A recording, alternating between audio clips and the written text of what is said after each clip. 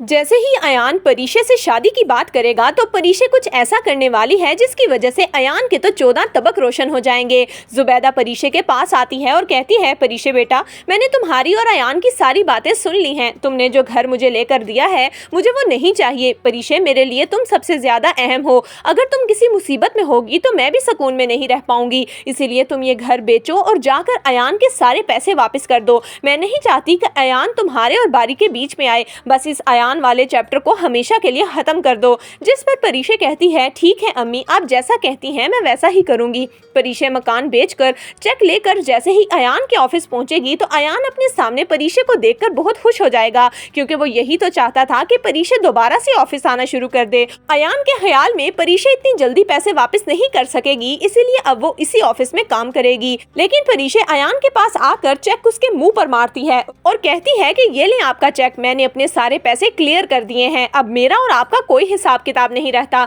जिस पर अयान कहता है, परीशे, मैंने आपको कहा भी था कि मुझे पैसे नहीं चाहिए, मैं आपका सारा कर्जा माफ कर दूंगा। जिस पर परीशे कहती है कि मुझे भीख नहीं चाहिए, मैंने पहले भी अपनी मेहनत से पैसे कमाए हैं और आगे भी यही करूंगी। जिस पर अयान कहता है, परीशे, मैं जानता हूँ कि बारी ने आपको घर से धक्के देकर निकाला है, बारी आपको डिजर्व नहीं करता, उसे ये सब कुछ नहीं करना चाहिए था। जिस पर परीशे गुस्से से कहती है, खबरदार, अगर आपने बारी के बारे में कुछ भी कहा तो मैं उसके बारे में कुछ भी गलत नहीं सुनूंगी। जिस पर अयान कहता है कि परीशे, आप बारी से इतनी मोहब्बत करती हैं, लेकिन वो आपसे बिल्कुल भी मोहब्बत नहीं करता।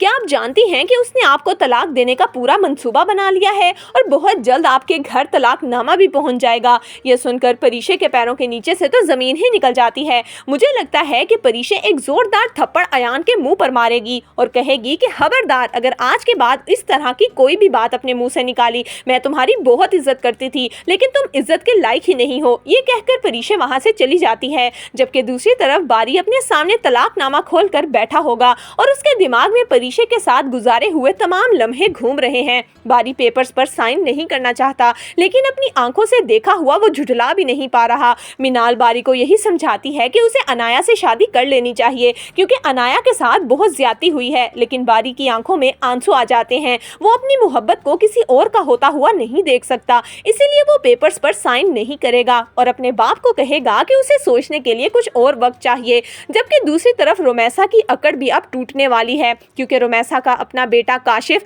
जिस पर वो बहुत अतराती और फहर से सबको बताती फिरती थी कि ये मेरा बेटा है, वो आज एक खतरनाक एक्सीडेंट का शिकार होकर अपनी टांगों से माजूर हो चुका है। काशिफ जब व्हील चेयर पर बैठकर घर आएगा तो उसकी आंखों में आंसू होंगे। अपने सामने अलीजे को देखकर उसे बहुत शर्मिंदगी महसूस होगी। वो अपनी माँ के पास आकर कहता है, अम्मा, मैं जब से इस व्हील चेयर पर आया हूँ मुझे अपना आप बहुत बेबस महसूस हो रहा है। यूं लग रहा है कि सारी दुनिया मुझ पर हंस रही है। अलीजे आपी को कितनी तकलीफ होती होगी जब आप उन्हें व्हील चेयर पर बैठे रहने के ताने देती होंगी और उनकी माजूरी का मजाक उड़ाती होंगी। रोमैसा ये बातें सुनकर रोने लगती है। उसे अपनी गलतियों का एहसास होने लगा है। तो दोस्तों, आपके ख्याल में क्या परीशे खुद ही बारी से अलग हो जाएगी? आपकी इस बारे में क्या राय है, हमें कमेंट्स में जरूर दीजिएगा।